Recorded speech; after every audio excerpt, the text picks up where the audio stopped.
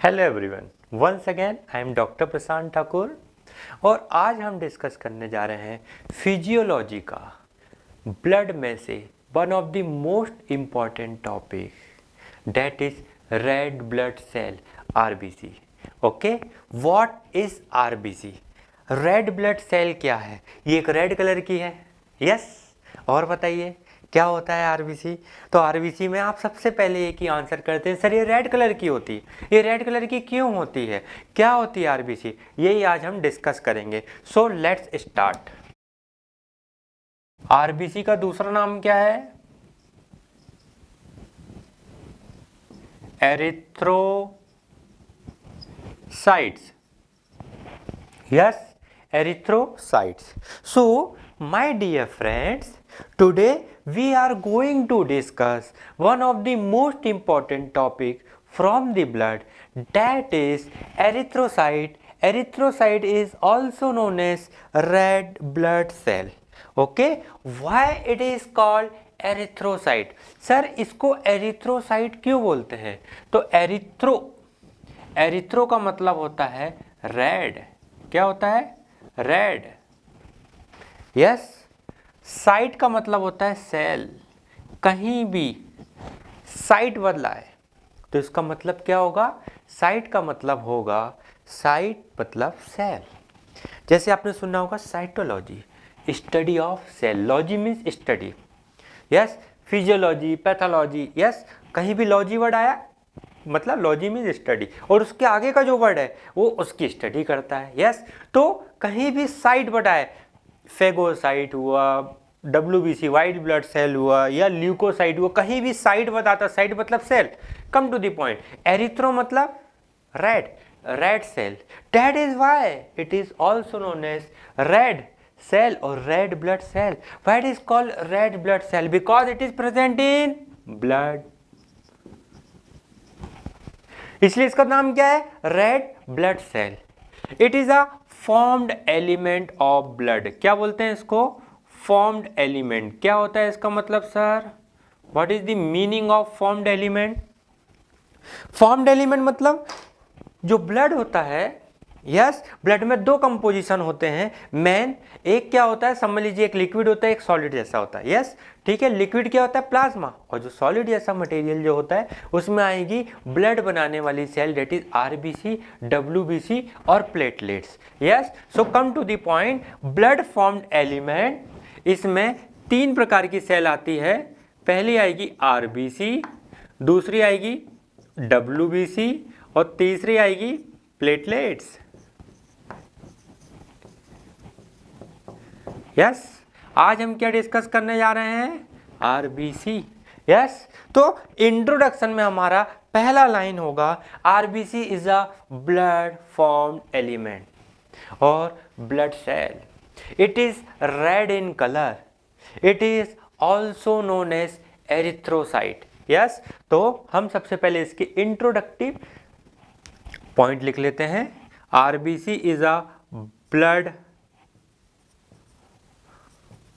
Formed element. RBC is a blood formed element. Blood बनाते हैं, red colour की होती है। कैसी होती है? It is red in colour. Yes, sir ये रेड कलर की क्यों होती है? एक्चुअल में ये व्हाइट होती है। अरे अभी बोल रहे थे रेड, अभी बोल रहे हैं व्हाइट। है क्या?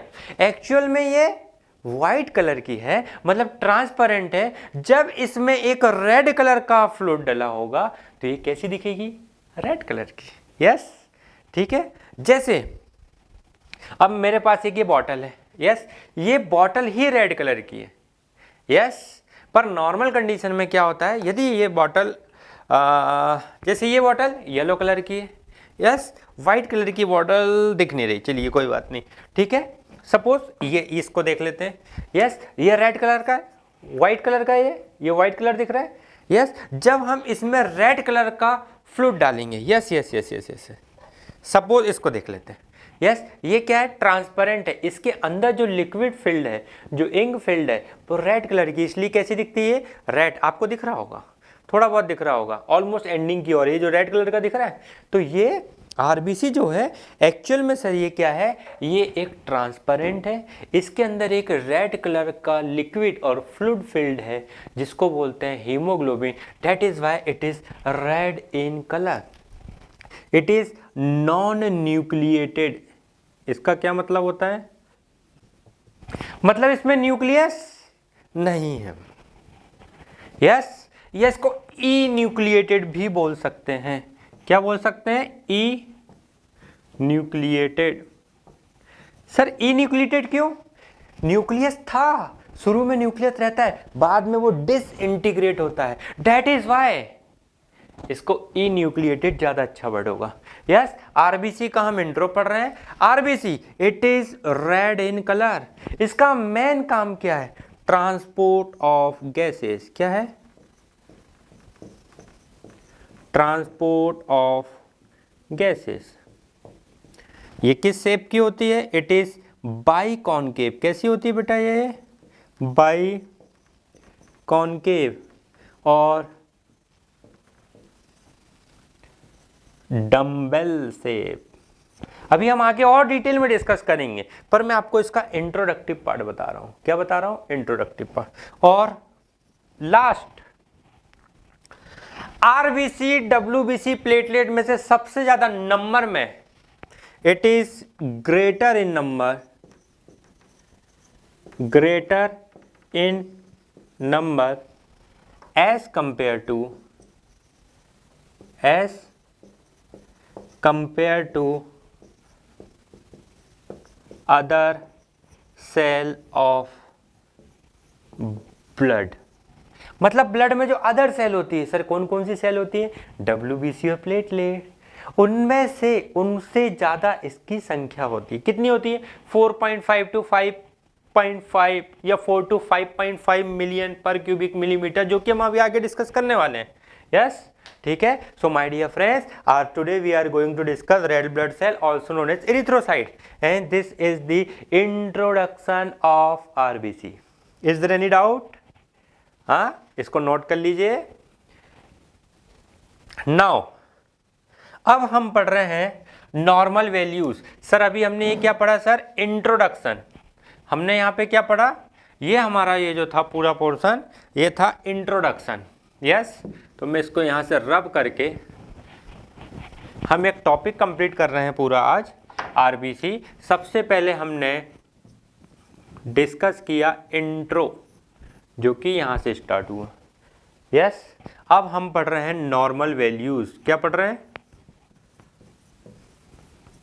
Normal values. Yes, 4 to 5.5 yes पर क्यूबिक मिलीमीटर। क्या समझ में आ रहा है, 4 से 5.5 लाख, कितनी, 4 से 5.5 लाख पर क्यूबिक मिलीमीटर आरबीसी होती है। मतलब एक क्यूबिक मिलीमीटर में 4 to 5.5 पर क्यूबिक मिलीमीटर आपको आरबीसी मिलेगी। मेल में कितनी होती है, 5 पर क्यूबिक मिलीमीटर। फीमेल में कितनी होगी, 4 पर क्यूबिक मिलीमीटर, 4.5। सर ये क्या बता रहे हैं आप, ये जो वैल्यू मैंने बताई है ये आपको रेंज बताइए। क्या बताया है, रेंज। और ये जो बता रहा हूं मैं आपको, आ रहा समझ में? यस, ये एवरेज वैल्यू बता रहा हूँ। क्या बता रहा हूँ, एवरेज वैल्यू। दोनों में क्या अंतर, रेंज मतलब यहाँ से लेके यहाँ तक, यदि किसी को 4 से 5.5 के बीच में आरबीसी का लेवल मिलता है, नॉर्मल है। यदि किसी को 4.3 मिला तो क्या ये एबनॉर्मल हो जाएगा, नहीं। किसी को 5.5 मिला तो एबनॉर्मल हो जाएगा क्या, नहीं। 4 to 5.5 के बीच में यदि किसी का भी है तो नॉर्मल आरबीसी है। यस, और मेल और फीमेल में अधिकतर ये वैल्यूज मिलती है। तो हमने इसकी रेंज भी पढ़ ली है और एवरेज वैल्यू भी पढ़ ली है। यहाँ तक कोई डाउट आ रहा समझ में? अब हम डिस्कस करने जा रहे हैं, पहला हमने इंट्रो पढ़ा, नॉर्मल वैल्यू। अब पढ़ रहे हैं मॉर्फोलॉजी। क्या पढ़ रहे हैं, मॉर्फोलॉजी। यस, ठीक है, देख लेते हैं मॉर्फोलॉजी। इसको 1 डाल देते हैं, इसको 2 डाल देते हैं। यहाँ पे थर्ड पॉइंट आ गया हमारा मॉर्फोलॉजी। मॉर्फोलॉजी मतलब क्या होता है? मॉर्फो मीन्स होता है सेल का शेप, साइज, स्ट्रक्चर कैसी दिखती है, इंटरनल, आउट, एक्सटर्नल नहीं। मॉर्फोलॉजी में हम सिर्फ एक्सटर्नल स्ट्रक्चर, बाहर से, जैसे मैं कैसा दिख रहा हूँ, आ रहा समझ में? इसकी बाहर से जो आप स्टडी करोगे, logy means study, study of cell, study of anything, external structure, shape, size, structure कैसा दिखता है, that is known as morphology. You know very well, आप जानते हैं। आ रहा समझ में? तो सीधे आगे बढ़ते हैं मॉर्फोलॉजी। मॉर्फोलॉजी में सबसे पहले हम पढ़ रहे हैं सर शेप, इसका शेप कैसा होता है। तो आरबीसी जो है वो बाइकॉनकेव है। कैसी है? बाइकॉनकेव। कैसी सर? बाइकॉनकेव कैसा होता है, देख लेते हैं। Yes, dumbbell shape. कैसी है? इसको बाइकॉनकेव क्यों बोलते हैं? एक कैविटी यहां से दिख रही है, एक कैविटी यहां से दिख रही है। तो बाई मीन्स 2, कॉनकेव 2 कैविटी है, तो नाम क्या हुआ? By concave. अच्छा, इसका दूसरा नाम क्या होगा? चाहिए आपको डंबल जैसी लग रही? यस, ठीक है। और डम बेल, याद रखने के लिए, ऐसी बेल जो डम है, बेल बेल बजती है, और डम, यस, तो डम बेल शेप। आ रहा समझ में? याद, डबल भी आएगा, यस, स्पेलिंग मिस्टेक मत करना। आरबीसी क्या, हम क्या पढ़ रहे हैं? मॉर्फोलॉजी। तो ये एक बाइकॉनकेव या dumbbell, also known as disc, क्या बोलते हैं इसको? डिस्क शेप भी बोलते हैं, डिस्क शेप। यस, मतलब जो आरबीसी होती है उसका आप 3 शेप बोल सकते हो। पहला बाइकॉनकेव बोल सकते हो, डम्बेल बोल सकते हो, और डिस्क शेप बोल सकते हो। कुछ भी बोलो, सब सही होगा। यस, यहां तक कुछ पूछना चाहते हैं? यस सर, ये डम्बल शेप क्यों होती है? क्वेश्चन ये, भाई गोल भी हो सकती थी, स्टार शेप भी हो सकती थी, ये डंबल शेप ही क्यों है? तो ऊपर वाले ने क्या करा है, जो हमारी माइन्यूट कैपिलरीज होती हैं, आर्टरी का बहुत ज़्यादा सब डिवाइड करोगे तो लास्ट पोर्शन आपको मिलता है कैपिलरीज। कैपिलरीज का जो वॉल्यूम होता है, डायमीटर होता है, वो बहुत कम होता है, और वहां से आरबीसी को निकलने में दिक्कत जाएगी। राउंड वाला रहेगा तो जाके फंस जाएगा। यस, ठीक है। तो कम जगह से जब निकालने के लिए होता है तो क्या हुआ है, पहले हाफ राउंड दिया है, फिर बीच में इन्होंने इसको एकदम से कम कर दिया, फिर देन राउंड दिया, मतलब थोड़ा सा निकले। यस, जैसे आपने देखा होगा, जैसे चूहा, बिल्ली कम जगह से कैसे निकल जाते हैं, पहले ये अपना सर डालते हैं, यस, और फिर बीच में से पेट कम कर लेते हैं, यस, ऐसा ऐसा ऐसा ऐसा हिले और फिर निकल जाते हैं। आ रहा समझ में? अपन कहते हैं यार यहाँ से तो निकल ही नहीं सकती बिल्ली, बिल्ली आई कहाँ से, चूहा आया कहाँ से? तो ये क्या करते हैं, आप देखना, इनका जो स्ट्रक्चर है, यस, पहले ये सर डालते हैं, यस, फिर बीच में से ऐसा कम कर लेते हैं, ठीक है, जिससे आसानी से निकल जाते, और फिर घिस घिस के बाहर। यस, ऐसी आरबीसी है जहां पर सबसे कम डायमीटर मिलेगा, जहां पे सबसे पतली कैपिलरीज मिलेगी, वहां से निकल नहीं पाने के कारण, यस, गोल रहेगी तो जाके फंस जाएगी, स्टार शेप रहेगी तो फंस जाएगी। तो सबसे पहले ऐसी निकलती है, फिर धीरे से करके निकल जाती है, जिससे ऑब्स्ट्रक्शन नहीं हो सकता। इसलिए अपन इसका यहीं पर एडवांटेज पढ़ेंगे, यस, कि advantage of shape of RBC, RBC का शेप बाइकॉनकेव या डंबल शेप क्यों है? तो पहला है लार्जर सरफेस एरिया, मतलब लार्जर सरफेस एरिया मतलब ये आसानी से, यस, ज्यादा सरफेस एरिया मिलेगा हमको। क्या मिलेगा? लार्जर सरफेस एरिया मिलने के कारण, लार्जर सरफेस एरिया मिलने के कारण ये इजीली गैस एक्सचेंज करेगी। क्या करेगी? गैस एक्सचेंज करेगी। मतलब ऑक्सीजन बाहर, कार्बन डाइऑक्साइड अंदर, कोई भी सब्सटेंस है उसको एब्जॉर्ब करना, सिक्रीट करना, निकालना, दोनों में आसानी मिलेगी, मतलब more surface area, larger surface area. Any doubt? ठीक है, यस। इसका दूसरा एडवांटेज क्या है?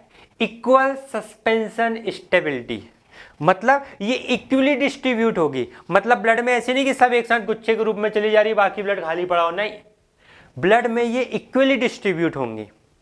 आ रहा है समझ में? ठीक है, जैसे सपोज अभी देखिए ये सेल है, कोई भी हमने एक सेल बना दी, ठीक है, अब क्या करना है अपन को? एक्सचेंज ऑफ गैसेस करना है। तो ये एक आरबीसी होगी डंबल शेप की, देखना ये कैसे बैठेगी यहाँ पे,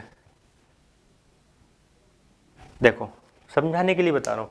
ये सेल थी, मैक्सिमम सेल के एरिया से ये कांटेक्ट में आई, कैपिलरीज, आ रहा समझ में, कांटेक्ट में आई और इजीली यहाँ पे एक्सचेंज हो गया। क्या हो गया? एक्सचेंज। यदि ये सिर्फ राउंड होती तो यहाँ से सिर्फ ऐसी मिलती, यदि ये स्टार शेप होती, यस, तो ऐसी मिलती, ठीक है, बाकी पॉइंट खराब होता था। तो ये डंबल शेप होने के कारण मैक्सिमम सरफेस एरिया प्रोवाइड करेगी, जिससे इजीली गैसियस एक्सचेंज होगा, ट्रांसपोर्ट होगा, इक्वल सस्पेंशन स्टेबिलिटी होगी, मतलब जब दो डंबल आपस में टकराएंगे, आ रहा समझ में, इक्वली डिस्ट्रीब्यूट हो जाएंगे।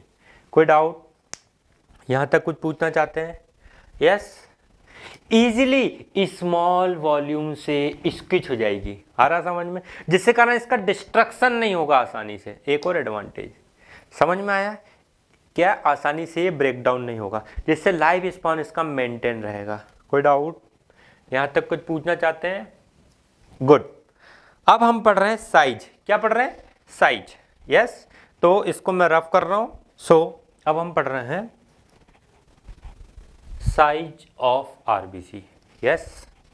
तो size of RBC,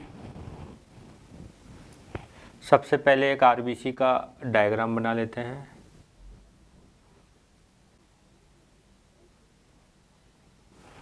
yes, size of RBC, yes. तो आरबीसी का जो साइज होता है वो होता है 7.2 माइक्रोन। कितना होता है? 7.2 माइक्रोन। 7.2 micron size. आरबीसी का जो साइज होता है, आरबीसी का जो साइज होता है वो 7.2 माइक्रोन होता है, यस, ठीक। यहाँ पर कितना होता है? पर्टिकुलर पॉइंट पे देखा जाए, यस, तो 2.2 माइक्रोन। कितना होता है? 2.2 माइक्रोन, मतलब एट पेरीफेरी। इसको क्या बोलेंगे? At periphery. कितना होता है? 2.2 माइक्रोन। और एट सेंटर 1 माइक्रोन। यहाँ पे 1 माइक्रोन। समझ में आया? या हम ये बोल सकते हैं इसका जो थिकर पोर्शन है वो 2.2 माइक्रोन, और जो थिनर पोर्शन जहाँ से सबसे ज़्यादा पतली होगी डंबल, यस, वो होगा 1 माइक्रोन। डंबल में पकड़ने वाला स्थान पतला होता है, बाकी दोनों तरफ से मोटे होते हैं। 1 माइक्रोन। क्या समझ में आया? यस। अब देखते हैं सरफेस एरिया। क्या देख रहे हैं? Surface area. तो क्या होता है सरफेस एरिया? यस, सपोज हम जब इस डंबल को एक्सपांड करके ऐसा कर देंगे राउंड, कैसा कर देंगे? राउंड, तो कुछ ऐसा स्ट्रक्चर आएगा, बीच से पकड़ के घिस देंगे तो, यस। तो ये वाला जो है, ये वाला जो एरिया, ये कितना है सरफेस एरिया? समझ में आया? तो 120 स्क्वायर माइक्रोन। क्या समझ में आ रहा है? अब बात आती है वॉल्यूम की। किसकी बात आती है? सर ये वॉल्यूम क्या है? बताता हूँ। 80 to 90 माइक्रोन। क्या है ये वॉल्यूम? ये अंदर वाला जो स्पेस है, ये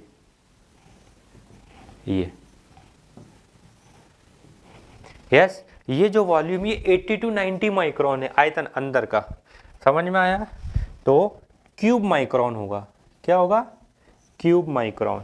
जबकि जो सरफेस एरिया वो स्क्वायर में होता है और जो वॉल्यूम होता है, समझ में आया, वो क्यूब में आता है, तो क्यूब माइक्रोन। यहाँ तक कुछ पूछना चाहते हैं?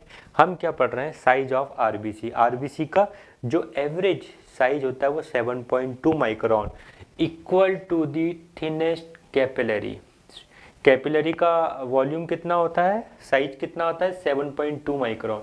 और 7.2 माइक्रोन और उतनी कितनी आरबीसी की? अभी थोड़ी देर पहले हम पढ़ रहे थे, अभी मैंने आपको बताया कि आरबीसी जब निकलती है तो दोनों का वॉल्यूम सेम है, तो वहाँ जाके फंस जाएगी, तो वही। यस, समझ में आया?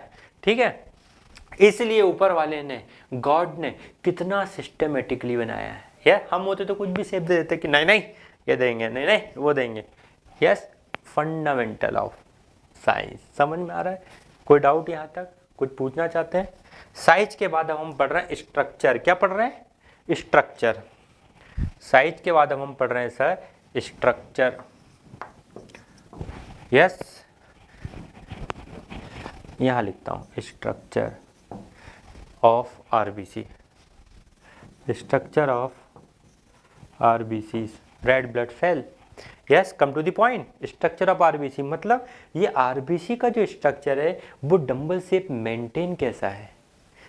यस, जैसे अपन ने बोला कि सर ये डंबल शेप होता है, ठीक है, मान गए dumbbells. Yes, dumbbell shape. Dumbbell shape क्यों है? कौन इसको पकड़ के खींच के रखा हुआ है? अंदर को तार लगे हैं क्या? किसने सिल दिया है इसको? यस, ठीक है। तो ऊपर वाले ने इसके स्ट्रक्चर को दो प्रकार के फाइबर से, प्रोटीन से बांध के रखा हुआ है। तो ये जो डंबल शेप है इसमें दो प्रकार के प्रोटीन हैं। पहला है यस एक्टिन एंड स्पेक्ट्रिन। फिर से बता रहा हूँ, स्ट्रक्चर ऑफ आरबीसी, आरबीसी का जो शेप हमने पढ़ा वो डंबल शेप है। इसका स्ट्रक्चर डंबल शेप क्यों है? Because of actin and spectrin. Yes, समझाने के लिए बता रहा हूँ। यस, ये जो हमारे जो आरबीसी है, यस,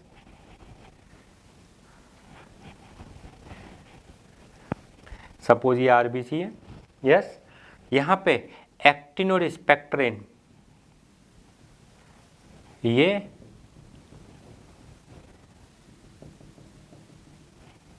यस, सपोज ये एक्टिन है, समझाने के लिए बता रहा हूँ आपको। यस, और ये स्पेक्ट्रिन है। आपने देखा होगा मैंने अभी किसी को भी यहाँ सरफेस से नहीं जोड़ा है। दो प्रकार के फाइबर हैं। पहला है एक्टिन जिसको साइटोस्केलेटन बोलते हैं। क्या बोलते हैं? क्या बोलते हैं? साइटोस्केलेटन। साइटोस्केलेटन मतलब साइटो में सही बताया था, जहाँ भी साइट वर्ड आए सेल। सेल का जो स्केलेटन है वो किससे मिलके बना हुआ है? एक्टिन और स्पेक्ट्रिन। ये दोनों फाइबर यस यहाँ पे एक प्रोटीन से जुड़ते हैं। यहाँ पे एक प्रोटीन से जुड़ते हैं। इस प्रोटीन का नाम है एंकायरिन। क्या है? एंकायरिन। क्या है? यस,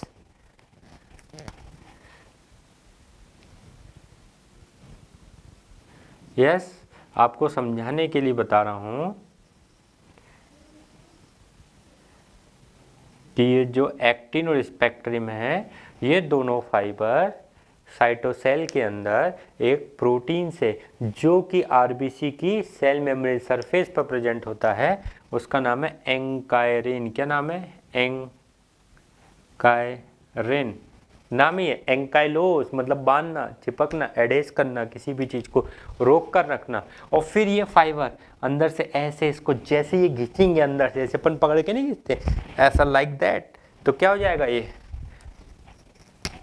राउंड से ये डंबल शेप अटेन करेगा। Any doubt? Hence completed here structure of RBC. Yes, अब हम पढ़ रहे हैं प्रॉपर्टीज। क्या पढ़ रहे हैं? प्रॉपर्टीज। आ रहा है? हाँ, ये पोर्शन दिख रहा है। ठीक है, चलिए बढ़ जाते हैं आगे। प्रॉपर्टीज ऑफ आरबीसी और एरिथ्रोसाइट। यस, ठीक है, चलिए बढ़ते हैं आगे। सबसे पहली प्रॉपर्टीज मतलब इसकी विशेषताएं क्या है?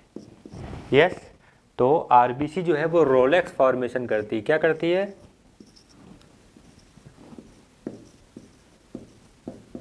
Rolex formation. क्या होता है रोलेक्स फॉर्मेशन? यस, जो आरबीसी की एक टेंडेंसी होती है पाइलअप ऑफ कॉइन। क्या है? Pile up of coin. जैसे जब आप छोटे बच्चे थे, अभी भी, यस, आपके पास 4-5 सिक्के होते थे, आप क्या करते थे? उनको एक दूसरे के ऊपर ऐसा अरेंज करते थे, जमाते थे। आ रहा समझ में? ठीक है, आरबीसी की एक टेंडेंसी है, जैसे आप इसको ब्लड वेसल से बाहर करते हो, यस, ये आपस में एक दूसरे से चिपकने लग जाती है, एक के ऊपर एक, एक के ऊपर एक, एक के ऊपर एक, और एक प्लग बनाती है, जिसको बोलते हैं रोलेक्स फॉर्मेशन। ये रोलेक्स एक सिंगुलर फॉर्म है और प्लूरल फॉर्म रोली कहलाएगा। आ रहा समझ में? हमने क्या बोला है, सपोज कहीं से ब्लड बह रहा है, जैसे आरबीसी, जैसे ब्लड वेसल रप्चर होगी आरबीसी निकलेगी, तो क्या होगी? सपोज ये यहाँ से ब्लड बह रहा है, ब्लड निकलने लगा, आरबीसी क्या होंगी? यहाँ से आरबीसी जैसे ही बाहर निकलेंगी एक्टिवेट हो जाएंगी और वो आपस में एक दूसरे से ऐसे अरेंज होके ब्लड क्लॉटिंग होगी, उसके साथ प्रोग्रेस होके ये पाइलअप ऑफ कॉइन एक दूसरे से एक दीवार जैसा बना ले, जिससे यहाँ से ब्लड बहना बंद हो जाएगा। आ रहा समझ में? This is called Rolex formation, और ये इसकी प्रॉपर्टीज है, और ये प्रोग्रेस प्रोपोगेट हो जाती है with the help of two protein, that is plasma protein, globulin या globin भी बोल सकते हो, both are same thing, and fibrinogen। आप जानते हैं प्लाज्मा प्रोटीन 3 प्रकार के प्रोटीन होते हैं, प्रोथ्रोम्बिन, फाइब्रिनोजन एंड ग्लोबुलिन। आ रहा समझ में? ठीक है, तो प्रोथ्रोम्बिन ब्लड क्लॉटिंग में काम करता है, जो ग्लोबुलिन और जो फाइब्रिनोजन है, ये दोनों क्या करते हैं? रोलेक्स फॉर्मेशन को प्रोपोगेट करते हैं, जिससे एक दूसरे से आरबीसी एक के ऊपर एक, एक के ऊपर एक के ऊपर जम होने लग जाती है। इसको बोलते हैं pile up of coin. So rouleaux formation समझा हमने। अब हम समझ रहे हैं specific gravity. Yes, specific gravity, specific gravity, ये एक, हम इसको आगे और अच्छे से डिटेल में समझेंगे, या अपने आप में एक अलग टॉपिक है। कैसे याद रखेंगे? 1.092, यस, मतलब ये नियर 100 है, 2 ये 100 के पास पहुंच गया, यस, पॉइंट के बाद याद रखने के लिए 1.101 या 1101 बीच में पॉइंट। आ रहा समझ में? Specific gravity. यस, अब हम पढ़ रहे हैं pack cell volume, PCV. What is PCV?